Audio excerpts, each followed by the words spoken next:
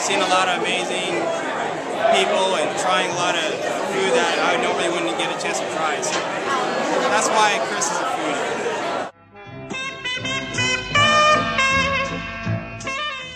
I got into food because as a kid, my parents liked to eat out for dinner at least Friday, Saturday, and Sunday night every week. My mom was not a cook by any stretch of the imagination. Love you, Mom.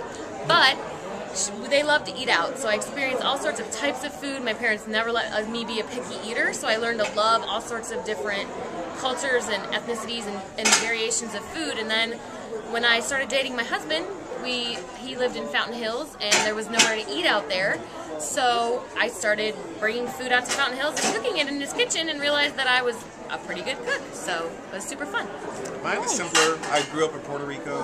My grandmother and my great aunts, you don't have an opportunity to not be a foodie in Puerto Rico. There's so many great foods and seafoods and flavors. There's so many great things, and being a kid, we used to run around and catch crabs and feed them corn for a while and throw them in a hot water pan, and you did that without like freaking? Oh yeah.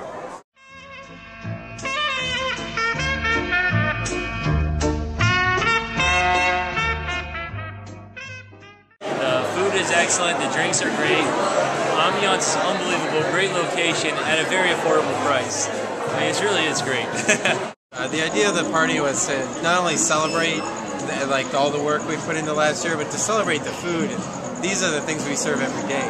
So we were happy to have everybody come and try them again, and hopefully come back for dinner, of course. But it was just to kind of celebrate the things that we most love on the menu, like the short ribs. We love making the short ribs. And the hamachi, we did a little station out there because the hamachi is so nice. So a pig roast to me was pretty much a no-brainer. I love cooking things over wood, over coals like that. So the pig roast being my favorite of all things. It's stuffed with lemongrass and ginger and fennel and garlic, and we've been basting it in bacon fennel. Nice. Yeah. So now the spit is going to be a permanent thing? It's going to be a permanent fixture at BLT. We're going to do some kind of spit roast every week.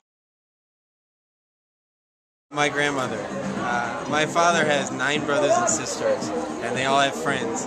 So my grandmother used to cook for like 15 to 20 people every single day. Wow. And she was good at it. She made some of the best food I've ever had. So definitely my grandma Matilda. I think it's my grandma, just the way she was cooking.